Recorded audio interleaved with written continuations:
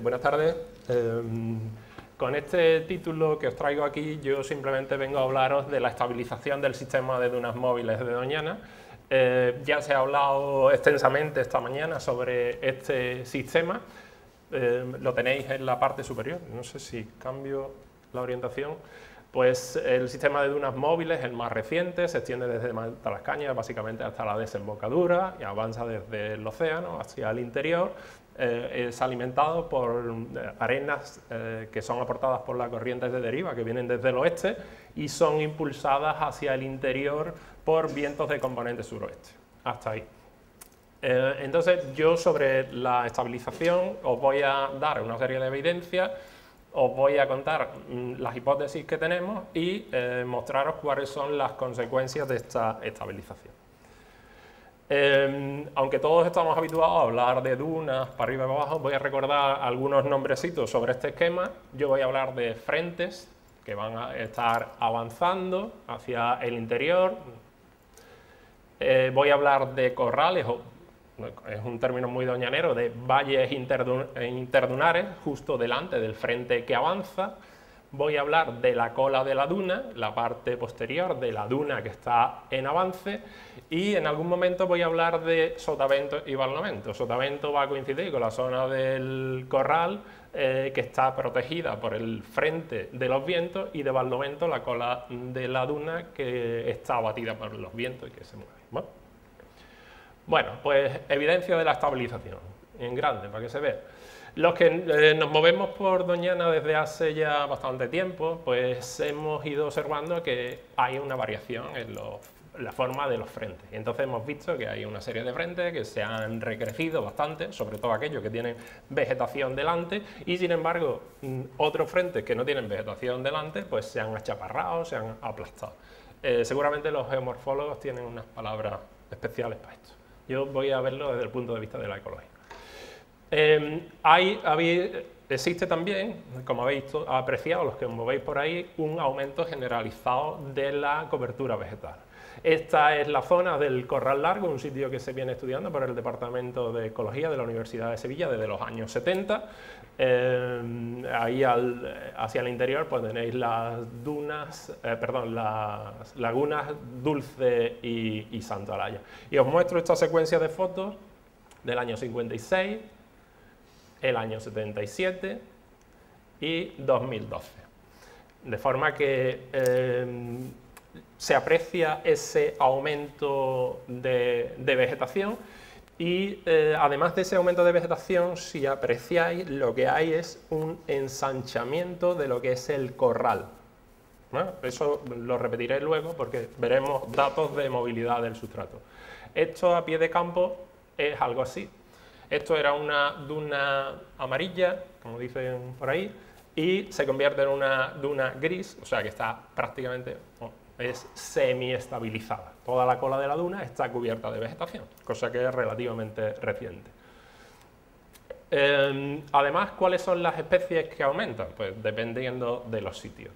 Aquí os traigo, veíamos uno de los corrales interiores, la zona del Corral Largo. Estos son datos de más hacia la desembocadura, la zona de Inglesillo Viejo. Os muestro dos transectos en los que se ven pues, el perfil topográfico, muy parecido en los dos transectos, que están separados a unos 400 metros. Perfil de la cobertura total de la vegetación, la cobertura de los árboles y debajo la cobertura de distintas especies de matorral. Y en el matorral os he marcado el jaguarzo, una especie de señera en Doñana, característica de las arenas estabilizadas y que bueno, también encontramos en algunos casos en algunas zonas menos móviles, obviamente. Entonces, fijaros en el gráfico de la izquierda, más alejado de las zonas de pinares de repoblación, como el jaguarzo ha colonizado prácticamente toda la zona de sotavento. En el transecto que está más al sur ha habido una entrada de pino, ha aumentado la cobertura de pino y eso ha conllevado hasta cierto punto que aumente la cobertura de jaguarzo. Fijaros a la derecha de esa línea vertical que muestra lo que sería la zona del valle dunar y la zona de la cola, cómo el alimium se mete en la cola. En el perfil de la izquierda pues había 30 metros de cola, en el de la derecha básicamente solo quedan 10 metros de cola que estaría cubierta por Helichrysum italicum. Más cosas. Bueno, datos sobre la movilidad de los frentes y sobre tasas de erosión de posición en la zona. Los datos más conocidos son los de García de Novo y colaboradores del año 76, calculados para una serie de corrales interiores, como el corral largo, que analiza un periodo de tiempo relativamente pequeño y dan una cifra de 5 o 6 metros al año, que es la que habitualmente se maneja cuando describimos las dunas de Doñana. En la tesis de Ismael Vallejo, del año 2007, pues apoyado en técnicas de SIG, pues él calcula la movilidad de los frentes del sistema dunar para dos periodos, el 56 al 77 y del 77 al 2004.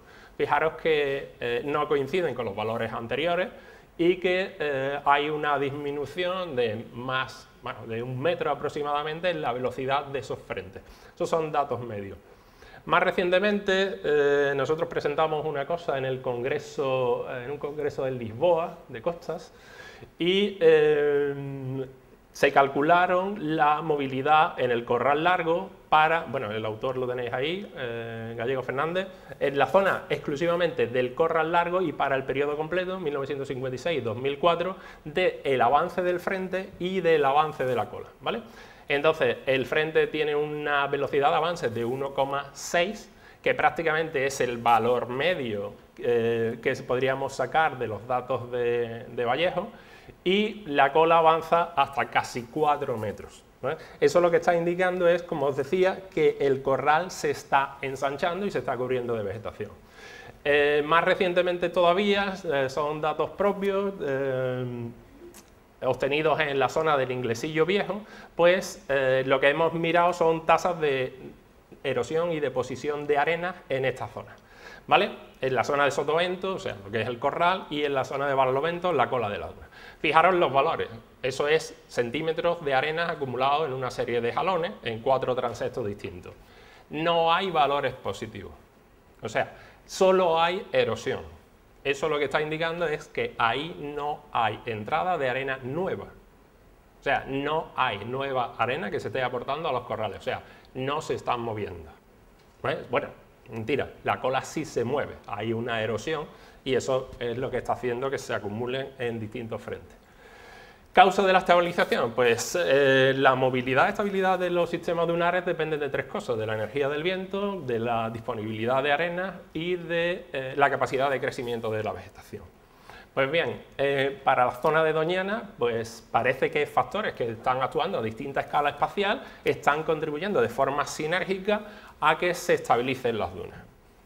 Entre esos factores, a escala global, la oscilación del Atlántico Norte, que es la diferencia de presión atmosférica a nivel de la superficie entre las Azores y la Islandia, ¿vale? Entonces se distinguen 2 fases, una fase de NAO positivo, una fase de NAO negativa, y en la fase negativa de NAO pues implica que por nuestra zona pasa mayor cantidad de frente y hay una mayor intensidad de estos vientos generales, los vientos que teóricamente mueven las dunas de Doñana. Pues bien, desde principios de los años 80, si me apuráis desde los 70, pues predomina la fase positiva de la NAO, con lo cual disminuyen los vientos.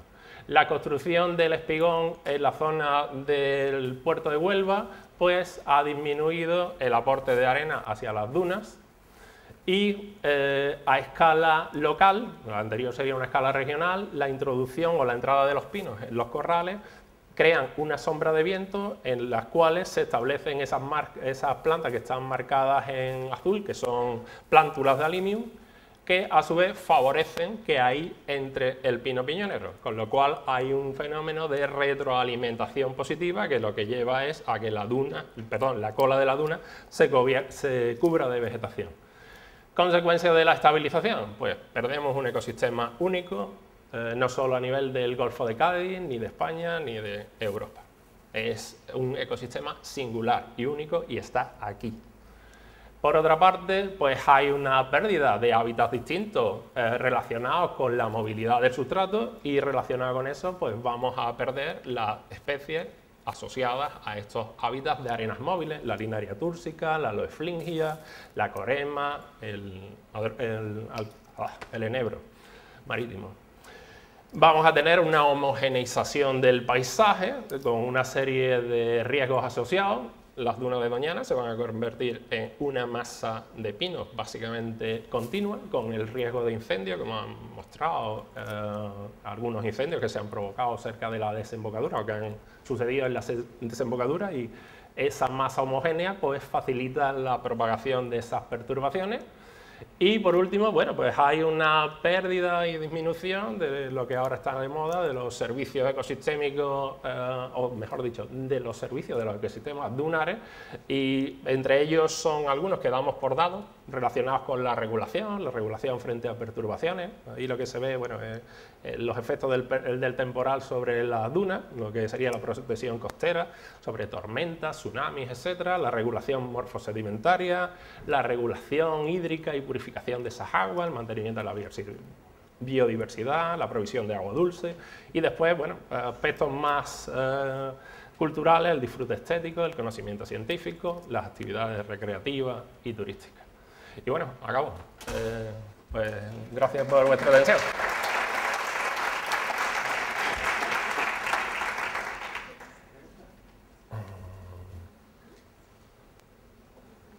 Juan. Bueno, a mí me parece que sería interesante que vosotros, no introducir aquí el debate ni la discusión, que vosotros en vuestro trabajo sobre este asunto discutierais con la historia ecológica de Manolo Granado, que está en vuestro departamento también, porque la impresión que me da es que hay, hombre, algunas cosas positivas en el proceso hay. La impresión que me da es que creo que cuanto menos avancen las dunas, más natural es aquello, según la hipótesis que maneja Manolo Granado. Manolo Granado habla de dunización secundaria en función precisamente de que se deforesta todo el tema del enebral y el sabinar costero. Entonces, el pinar hace que la duna avance más, etcétera, etcétera. Yo creo que hay que empezar el debate desde antes. La discusión, yo os la aconsejaría simplemente. No hay ningún tipo de... No recrimino, creo que el trabajo es interesante y me parece de bastante interés. Pero no es una demostración negativa, necesariamente. Se termina haciendo un análisis que termina, diríamos, llevándonos a cuestiones de consecuencias negativas. No tiene por qué. El problema es la negatividad, es considerar eso como el colmo de la virginidad, que no es verdad. No hay virginidad en nuestro mundo. Puedo contestar, ¿verdad? Por supuesto que dentro de la historia ecológica y de la historia del departamento y de la historia de nuestra formación están los trabajos de Granado, obviamente. Él llama dunización secundaria a la dunización que se produce en las arenas estabilizadas, cuando se quita la vegetación y entra el ganado y demás. Esa es una historia distinta.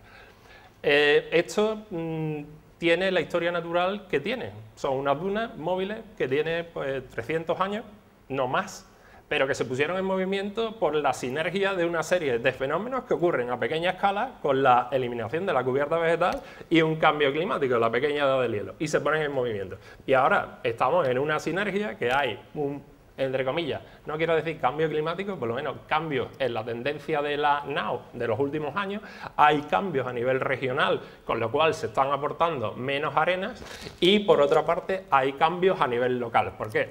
Porque llevamos desde mediados del siglo XIX plantando pinos para estabilizar las dunas. Entonces es normal que ese fenómeno de esa masa de pinos que se ha ido plantando con el tiempo vayan a tener éxito. Yo diría que bueno, el séptimo duque de Medina Sidonia pues, estaría muy contento de conseguir que las dunas se estabilizasen. A nosotros a esta altura de la película, como no estamos en el siglo XVII, XVIII, lo que sea, pues queremos mantener unas dunas móviles. Todo esto pasa por plantearse objetivos de conservación. ¿Qué es lo que queremos conservar y cómo y para qué? Entonces, No sé si con eso te contesto la pregunta, pero tenemos la perspectiva histórica, obviamente está. Lo que tenemos que decidir es qué queremos, si lo que queremos es estabilizarla, no estabilizarla. Si la tenemos estabilizada vamos a tener lo mismo que en muchos sitios de otras partes, pero tampoco, porque esta cantidad de sistemas dunares con esta historia tan antigua que nos han venido contando los compañeros esta mañana, pues el sitio per se es singular. Y este sistema que se ha puesto en marcha por acción humana, pues ahora también lo estamos parando, entre otras cosas, por acción humana, aunque haya otras sinergias que actúan a otros niveles. Carlos. Sería la última. Si tenías alguna recomendación para la gestión de esos finales. Eso lo dejamos para la comida.